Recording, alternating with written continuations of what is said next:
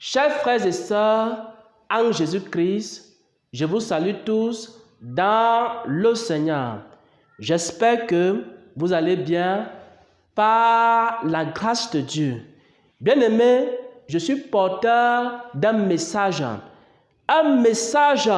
important, un message très important pour le peuple de Dieu, très important pour les enfants de Dieu, très important pour les serviteurs et les servantes du Seigneur.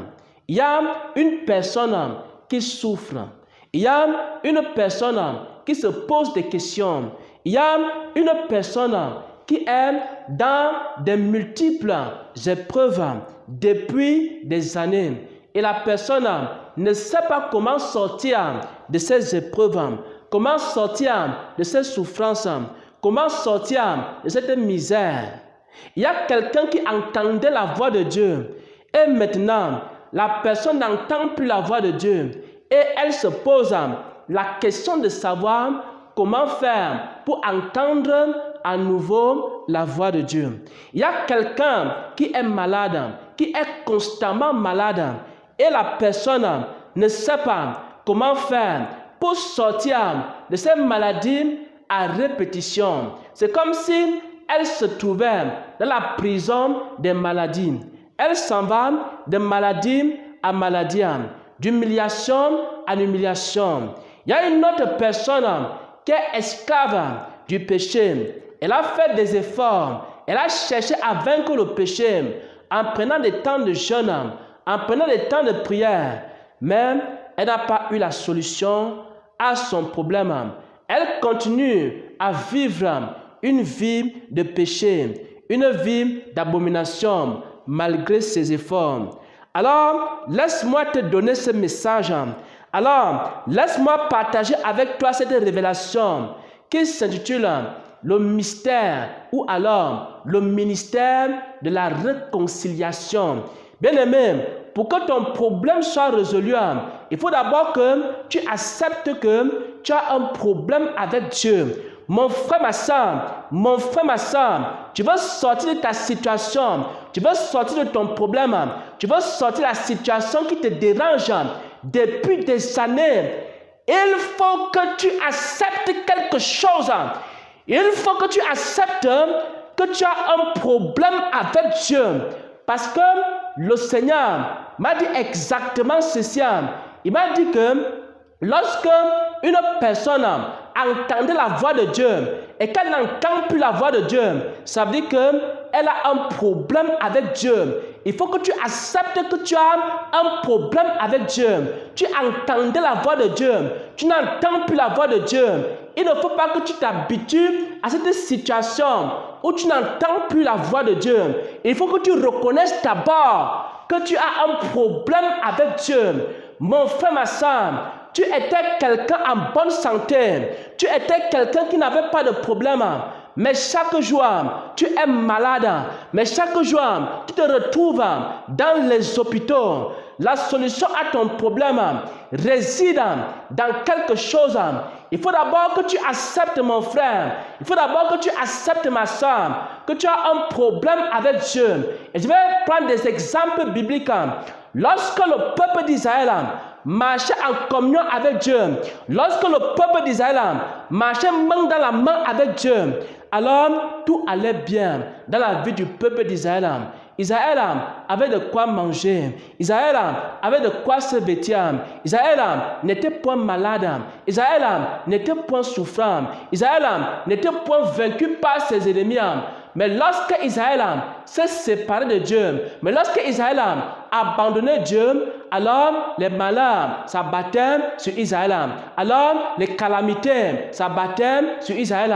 Mon frère, ma soeur, il faut que tu comprennes que les malheurs qui s'abattent sur toi, les calamités qui s'abattent sur toi, les problèmes à répétition que tu as dans ta vie, te voilà maintenant livré au péché. Te voilà maintenant livré à la maladie. Te voilà maintenant livré à tes ennemis. Te voilà maintenant allant d'humiliation en humiliation. Alors qu'avant, cela n'était pas ainsi. Il faut que tu reconnaisses, mon frère, comme Israël. Israël avait un problème avec Dieu. Et chaque fois que la vie d'Israël n'avançaient plus, ne marchaient plus. Chaque fois qu'ils allaient en captivité, c'est parce qu'ils avaient un problème avec Dieu. Et maintenant, pour que ce problème-là soit résolu, il fallait d'abord qu'il retourne à Dieu. Il fallait d'abord qu'il retourne à la parole de Dieu. Il fallait d'abord qu'il retourne aux voies de Dieu. Mais avant cela, il fallait d'abord qu'ils reconnaissent quelque chose. Ils devaient d'abord reconnaître qu'ils avaient un problème avec Dieu. Il faut que dès aujourd'hui, toi qui vis une situation de stérilité, tu n'arrives pas à enfanter. Il faut d'abord reconnaître que tu as un problème avec Dieu. Toi qui vis une situation de sécheresse spirituelle, il faut que tu reconnaisses que tu as un problème avec Dieu. Le Seigneur se manifestait tellement dans ta vie. Le Seigneur te donnait tellement de révélations. Et aujourd'hui, tu ne reçois plus rien de la part du Seigneur. Il faut que tu reconnaisses quelque chose. Il faut que tu acceptes quelque chose. Tant que tu n'as pas reconnu, tant que tu n'as pas accepté, tant que tu n'as pas dit j'ai un problème avec Dieu, alors ton problème ne peut pas être résolu. Il faut que tu cesses de jouer aux grands chrétiens. Il faut que tu cesses de jouer aux grands prédicateurs. Il faut que tu cesses de jouer aux grands prophètes. Il faut que tu cesses de jouer à la grande prophétesse et que tu reconnaisses que tu as un problème avec Dieu. Il y a certains chrétiens, lorsqu'ils se couchent la nuit, ils sont visités par des puissances du mal. Ils ont des cauchemars. Ils sont étranglés la nuit. Et maintenant, il y a des sorciers qui les visitent. Ils sont poursuivis dans des rêves. Il faut que tu reconnaisses, mon frère, il faut que tu reconnaisses, ma soeur, que tu as un problème avec Dieu. Il faut d'abord reconnaître, il faut d'abord que tu acceptes. La première chose, le premier pas vers ta guérison, c'est d'accepter. Et c'était la même chose avec le peuple d'Israël. Quand le peuple d'Israël avait un problème avec Dieu, alors Dieu se retirait. Alors Dieu ne parlait plus. Alors Dieu ne se manifestait plus. Alors c'était la sécheresse. Alors c'était les calamités. Alors c'était la souffrance. Alors c'était les maladies. Si tu as les symptômes de cette maladie-là, souffrance, calamité, catastrophe, cauchemar, faux songe et tristesse dans ton cœur et que rien n'avance dans ta vie, il faut que tu reconnaisses que tu as un problème avec Dieu. Première chose. Ensuite, lorsque tu as reconnu, alors il faut que tu commences à chercher la réconciliation avec Dieu. Et ça, c'est la deuxième clé. On va lire ici un passage des Saintes Écritures pour vous expliquer comment est-ce qu'on fait pour se réconcilier avec Dieu. Quel est le rôle des pasteurs? Quel est le rôle des prédicateurs? Quel est le rôle des prophètes dans l'église? C'est de réconcilier les hommes avec Dieu. Lorsque les pasteurs vous apportent la parole qui vous permet de vous réconcilier avec Dieu, alors lorsque vous êtes réconcilié avec Dieu, tout va commencer à aller dans votre vie. Mais il ne faut pas suivre des prédicateurs qui viennent simplement pour vous escroquer, des prédicateurs qui viennent simplement pour prendre votre argent, des prédicateurs qui viennent seulement pour vous faire rire, des prédicateurs qui viennent vous raconter des histoires. Il faut écouter des prédicateurs qui vous apportent une parole qui peut vous permettre de vous réconcilier avec Dieu. Dans ta situation, il y a plusieurs pasteurs que tu as vus. Dans ta situation, il y a plusieurs prophètes que tu as vus. Dans ta situation, il y a plusieurs hommes de Dieu que tu as vus. Mais maintenant, il faut écouter attentivement la révélation. L'homme de Dieu chez qui tu dois aller, c'est celui qui va t'aider à te réconcilier avec Dieu. Parce qu'une fois que tu es réconcilié avec Dieu, alors tout va commencer à marcher dans ta vie. Et voici 2 Corinthiens 5 à partir du verset 17 jusqu'au verset 18. Il est écrit: si quelqu'un est en Christ, il est une nouvelle créature. Les choses anciennes sont passées et voici, toutes choses sont devenues nouvelles. Et tout cela vient de Dieu. Et tout cela vient de Dieu, qui nous a réconciliés par Christ et qui nous a donné le ministère de la réconciliation. Le rôle d'un pasteur, c'est de réconcilier les hommes avec Dieu. Le rôle d'un prophète, c'est de réconcilier les hommes avec Dieu. Le rôle d'un évangéliste, c'est de réconcilier les hommes avec Dieu. Le rôle de tout homme de Dieu est de réconcilier les hommes avec Dieu. Et une fois que tu es réconcilié avec Dieu, alors Dieu va menacer la maladie. Une fois que tu es réconcilié avec Dieu, Dieu va menacer les cauchemars. Une fois que tu es réconcilié avec Dieu, Dieu va menacer les oppressions sataniques qui t'accablaient et qui t'oppressaient.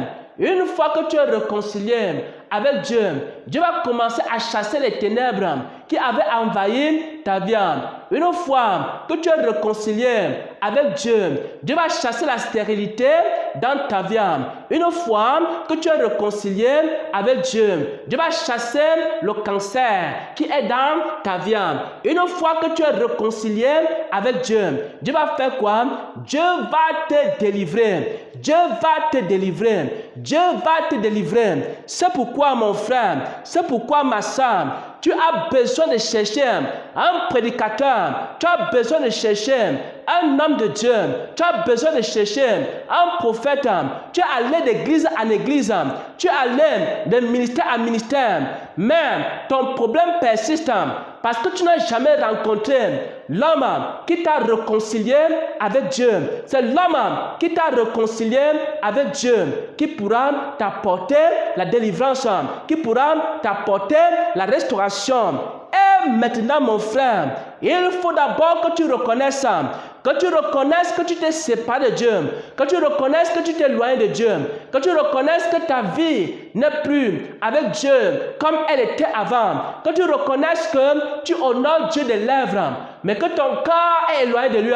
Il faut que tu reconnaisses tes fautes. Il faut que tu reconnaisses que tu n'es plus avec Dieu comme au début, comme au commencement. Il faut que tu reconnaisses que tu n'as plus le premier amour. Il faut que tu reconnaisses que l'amour, l'argent est entré dans ton cœur. Il faut, mon frère, il faut, ma soeur, que tu reconnaisses que l'esprit d'impudicité a envahi ton cœur. Il faut reconnaître ton infidélité. Il faut reconnaître également que tu t'es éloigné de Dieu. Et lorsque tu as reconnu, ainsi, alors tu te réconcilies avec le Seigneur. Et en te réconcilier avec le Seigneur te restaure. Bien-aimés frères et sœurs en Christ, j'aimerais maintenant donner quelques conseils pratiques. Tu es un chrétien, tu es dans des situations difficiles. Et maintenant, il faut que tu poses la question à Dieu dans le jeûne et la prière. Seigneur, en quoi est-ce que je t'ai offensé? Maintenant, je suis en train de parler des choses importantes. Comment est-ce que nous faisons dans le ministère les paroles de Jésus lorsque nous avons des problèmes dans la vie d'un frère, dans la vie d'une sœur, dans la vie d'un serviteur, dans la vie d'une servante, et que nous rendons compte qu'il y a beaucoup de problèmes? Alors, nous amenons ce frère, cette sœur, ce serviteur et cette servante-là à se réconcilier avec Dieu. Nous enseignons ceci. Nous enseignons que si Dieu ne te parle plus alors qu'il te parlait avant, prends un temps de repentance. Demande à Dieu, Seigneur, qu'est-ce que tu me reproches? Seigneur, qu'est-ce que tu me reproches? Si quelqu'un entendait la voix de Dieu et la personne n'entend plus la voix de Dieu, il faut que tu passes un temps de repentance. Dans ce temps de repentance, dis à Dieu, Seigneur, Seigneur, qu'est-ce que tu me reproches? Seigneur, Seigneur, en quoi t'ai-je offensé? Et le Seigneur va te révéler. Et le Seigneur va te montrer ton erreur, ta faute. Et c'est comme ça que tu vas te réconcilier avec Dieu. Si par exemple, tu n'étais pas maladif et tu es devenu tout le temps malade, alors il faut passer un temps dans la présence de Dieu et dire à Dieu, Seigneur, Seigneur, qu'est-ce que tu me reproches? Seigneur, Seigneur, pourquoi est-ce que je suis devenu si malade, si maladif, si maladive? Et alors, le Seigneur va te révéler. Et ensuite, tu vas confesser. C'est ainsi que tu vas te réconcilier avec Dieu. Si quelqu'un est victime du péché, il y a un péché qui domine ta vie, il y a un péché qui lie ta vie, tu n'arrives pas à te débarrasser. Qu'est-ce que tu dois faire, mon frère? Qu'est-ce que tu dois faire, ma soeur? Dis à Dieu, Seigneur, Seigneur, qu'est-ce que tu me reproches? Seigneur, Seigneur, qu'est-ce que j'ai fait qui t'a offensé? Parce que je reconnais que j'ai fait des erreurs. Parce que je reconnais que j'ai un problème avec toi. Et maintenant, tu cries à Dieu dans le jeûne, dans la prière, dans la repentance. Et lorsque tu vas faire ça, mon frère, Dieu va te révéler l'origine de tes problèmes. Et c'est comme ça que tu vas te réconcilier avec Dieu. Pourquoi? Parce que tu dois d'abord accepter que tu as un problème. Beaucoup d'hommes vivent ainsi, ils supportent la souffrance, ils ne reconnaissent pas qu'ils ont un problème avec Dieu. Ils continuent à faire le ministère. Il y a longtemps que Dieu t'a quitté et tu continues à faire le ministère. Il y a longtemps que Dieu t'a quitté, tu continues à évangéliser. Il y a longtemps que Dieu t'a quitté, tu continues à prophétiser. Il y a longtemps que Dieu t'a quitté, tu continues à faire les choses de Dieu. Mais tu sais à l'intérieur de toi que Dieu n'est plus avec toi. Il faut que tu acceptes, mon frère. Il faut que tu acceptes, ma soeur, que tu as un problème avec Dieu. Et ensuite, va vers Dieu. Dis au Seigneur, je sais que j'étais offensé, mais révèle-moi en quoi j'étais offensé. Je sais que j'ai fait quelque chose qui ne te plaît pas. En quoi est-ce que j'ai péché? Et dans le jeûne, dans la prière, le Seigneur va te révéler. Et quand il va te révéler, tu vas te repentir et ensuite, tu seras réconcilié avec Dieu. Une fois que tu es réconcilié avec Dieu, alors les choses vont commencer à avancer à nouveau dans ta vie. Une fois que tu t'es réconcilié avec Dieu, la maladie va disparaître dans ta vie. Une fois que tu vas te réconcilier avec Dieu, le péché va disparaître dans ta vie. Une fois que tu vas te réconcilier avec Dieu, les souffrances, les douleurs, les malchances, les malédictions, les oppressions sataniques, les oppressions démoniaques, toutes ces choses vont disparaître dans ta vie. Dieu va chasser ces choses. Dieu va chasser ces choses définitivement dans ta vie. Et maintenant, à la place de la tristesse, il va mettre la joie. À la place de l'ignorance, il va mettre la connaissance. À la place de la sécheresse, il va mettre l'abondance. À la place de la haine, il va mettre l'amour. À la place des cris et des pleurs, il va mettre des chants d'allégresse. Pourquoi? Parce que tu as accepté ton erreur. Parce que tu as reconnu ta faute. Parce que tu as reconnu que tu as un problème avec Dieu. Et ensuite, tu as cherché quoi? La réconciliation avec Dieu. Parce que le fruit, la réconciliation, c'est la restauration. Au nom de Jésus-Christ, j'ai partagé sa parole. Amen, amen, amen.